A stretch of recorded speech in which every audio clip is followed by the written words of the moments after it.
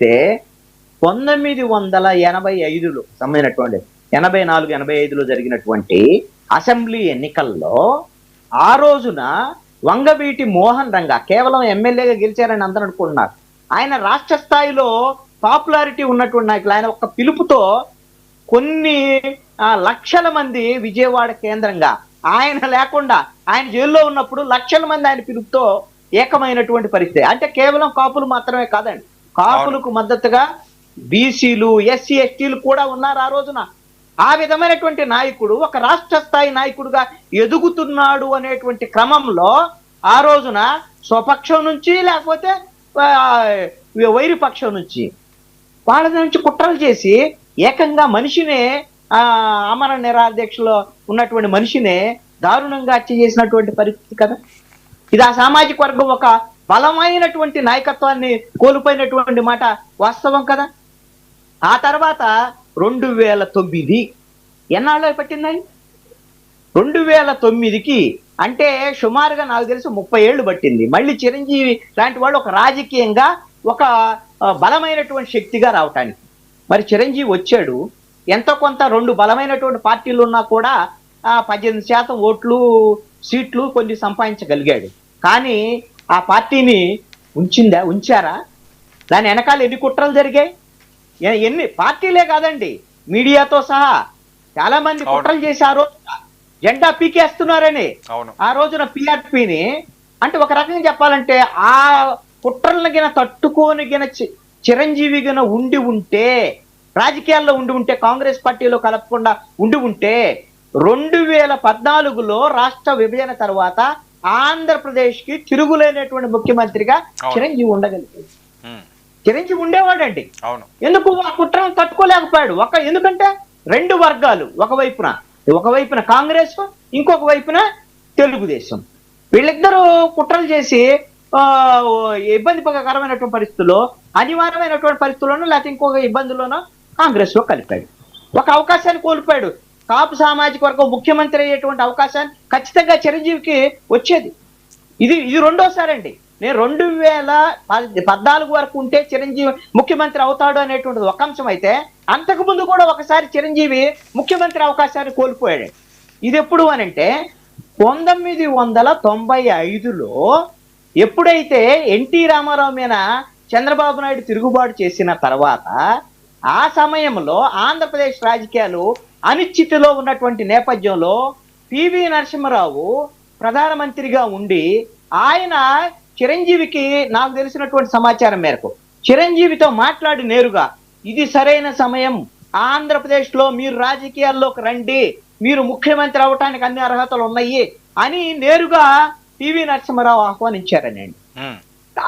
అప్పుడు మరి చిరంజీవి మరి ఎందుకు రాలేదో, లేదా 95 తర్వాత అండి, 95 తర్వాత అప్పుడు రాజకీయ అనిశ్చితి వచ్చింది. ఎందుకంటే ఒకవైపున తెలుగుదేశం పార్టీలో సంక్షోభము, ఇంకొక వైపున లక్ష్మీపార్వతి ఒక పార్టీ, ఇంకొక వైపున హరికృష్ణ ఒక పార్టీ, తెలుగుదేశం చిన్న భిన్నమైనటువంటి పరిస్థితుల్లో చంద్రబాబు నాయుడు తెలుగుదేశం పార్టీని ముందుకు తీసుకెళ్లాలని ఆయన ప్రయత్నాలు చేసిన పరిస్థితుల్లో ఆ సమయంలో చిరంజీవి గిన ఆంధ్రప్రదేశ్ రాజకీయాల్లోకి వస్తే ముఖ్యమంత్రిగా ఉండేవాడు అనేటువంటిది అనుభవశాలి అయినటువంటి పివి నరసింహారావు చెప్పారు అనేటువంటి.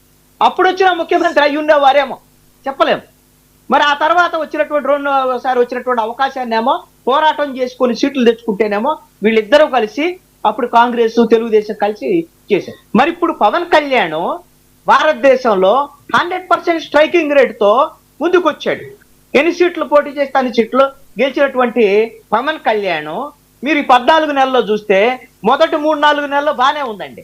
మరి ఇప్పుడు పవన్ కళ్యాణ్ అసలు ఏం చేస్తున్నాడు, ఎక్కడ ఉంటున్నాడు, ఆయన యాక్టివిటీ ఏంటి, అసలు ఈ ప్రభుత్వంలో పాత్ర ఏంటి అనేటువంటిది కాపు సామాజిక వర్గం వాళ్ళు అయితే జనసేన వాళ్ళ కాదండి, చాలా మందికి $1 మిలియన్ ప్రశ్నగా ఉంది.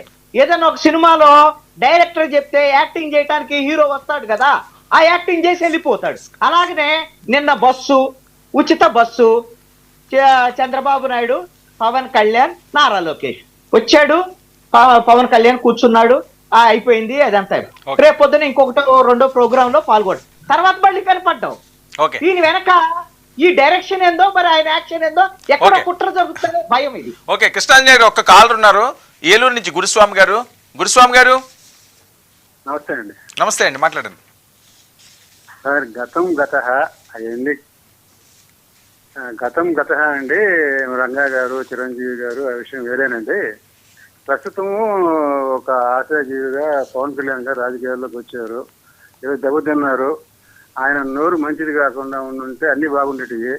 ఆయన కనీసం ఒక మాట్లాడే విధానం తెలియదు, రాజకీయ అవగాహన లేదు, వ్యవస్థల్లో ఆయన నిర్వహించే శాఖల పట్ల ఆయనకి అసలు ఎటువంటి పరిజ్ఞానం లేదు.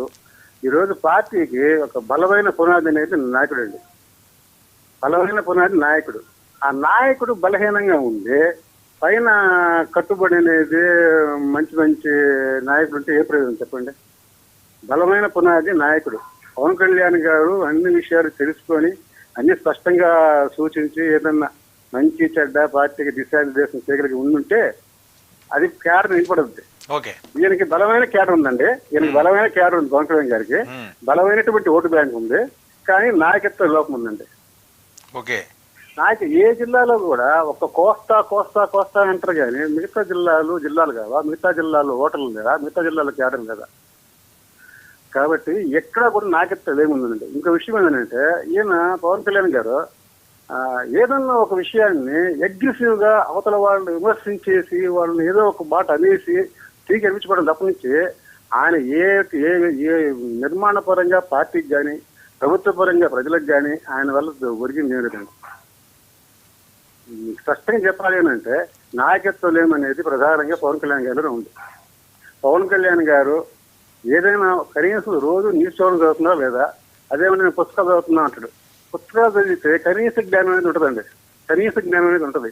ఏ విషయం మీద కూడా స్పష్టంగా చెప్పలేడు. ఏదో ఒక విషయం మాట్లాడుతూ ఉన్నట్టు జంప్ అయిపోతాడు. ఆ విషయం జంప్ అయిపోయి మళ్ళీ వేరే విషయం తీసుకుంటాడు. దేనికి కూడా క్లియర్ క్లారిటీ అనేది ఉండదండి. ఇదండి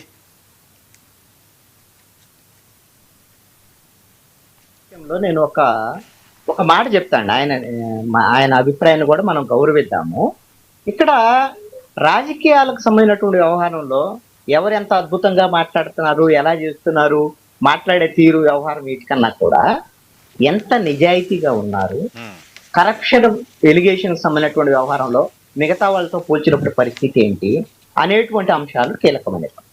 అలాగని ఇప్పుడు 14 నెలల కాలంలో పవన్ కళ్యాణ్ ఏమైనా కరప్షన్ లేకుండా ఉండారా అనేది నేనేం కితాబు ఇవ్వను. ఇంకా చాలా సమయం ఉంది, 14 నెలలు అయినాయి. ఎందుకంటే పవన్ కళ్యాణ్ కూడా భవిష్యత్తులో ఇప్పుడు ప్రభుత్వంలో ఉన్నారు కాబట్టి అవినీతి మరకలు అంటుతాయి. పవన్ కళ్యాణ్ తో పాటు జనసేనకు సంబంధించినటువంటి ప్రాతినిధ్యం వహించే మంత్రులు ఎవరైతే ఉన్నారో వీళ్ల మీద కూడా కరప్షన్ ఎలిగేషన్స్ ఉంటున్నాయి, చాలా ఉన్నాయి. ఒక సందర్భం వచ్చినప్పుడు చెప్తాను. రెండో అంశం ఏంటి అంటే, నాయకత్వానికి సంబంధించినటువంటి వ్యవహారంలో కార్యకర్తల బేస్ ఉన్నటువంటి పార్టీ జనసేన కాదనటంలో పవన్ కళ్యాణ్ 11 ఏళ్ల ఈ జనసేన దీంట్లో సూపర్ సక్సెస్ గోల్ కొట్టారా, కొట్టలేదా? నాయకుడుగా అది సక్సెస్ కాదా? మీకు 100% స్ట్రైకింగ్ రేట్ అనేటువంటిది మీకు 2014లో పోటీ చేయాలా? నేను అనుకున్నాను ఇది పిచ్చి పని, పోటీ చేస్తే ఎన్నో కొన్ని వస్తాయి కదా, కనీసం ఆయన పోటీ చేసినా సరిపోయింది కదా, లేదా నలుగురు పోటీ చేసి సరిపోయింది కదా అని నేను అనుకున్నాను. ఆ రోజున వ్యూహాత్మకంగా ఆయన పోటీ చేయాలి, నాకు నిస్వార్థంగా ఉన్నానని చెప్పుకోవడానికి ఆయన పెట్టుకున్నారు. మరి 2019 వచ్చేసరికల్లా ఏం చేశారు? ఒక ప్రయోగం చేశారు. ఏంటి? అప్పుడు ప్రభుత్వం ఉన్నటువంటి ఆయన మద్దతు ఇచ్చినటువంటి తెలుగుదేశం పార్టీ, అది కేంద్రంలో ఉన్నటువంటి బీజేపీ, ఈ రెండు రాష్ట్రానికి అన్యాయం చేస్తున్నాయి కాబట్టి నేను వాళ్ళ తరపున నిలబడతా, ప్రజల తరపున, ప్రజలు నా తరపున నిలబడతారు, నాకు అండగా ఉంటారు అని భావించారు. కానీ ప్రజలు రాజకీయాలకు సంబంధించినటువంటి వ్యవహారంలో అనేక ప్రలోభాలకి, అనేకమైనటువంటి ప్రభావాలకి గురవుతారు అనేటువంటిది 2019లో పవన్ కళ్యాణ్ తెలుసుకోగలిగాడు. తెలుసుకొని ఇండివిజువల్ గా పోటీ చేస్తే నష్టం జరుగుతుంది అనేటువంటి దాని మీద ఇప్పుడు వైఎస్ఆర్ కాంగ్రెస్ పార్టీ 5 ఏళ్ల పాలన, అవినీతి, కరప్షన్ వీటికి సంబంధించినటువంటి వ్యవహారంలో వీళ్ళు ఓడిపోవాలంటే ప్రభుత్వ వ్యతిరేక ఓటు చీలిపోకూడదని ఒక అవగాహన మేరకు ఈ నిర్ణయం తీసుకున్నారు. భవిష్యత్తులో జనసేన ఎదగటానికి ఇది ఒక బేస్. అది ఎదగటానికి కావాల్సినటువంటి అవకాశం వచ్చింది. ఎదిగే విధంగా పవన్ కళ్యాణ్ చేస్తాడా లేదా అనేటువంటిది భవిష్యత్తులో చూద్దాం. Right sir, okay, thank you so much Krishnanjali గారు. చూద్దాం మరి ఏం జరుగుతుంది.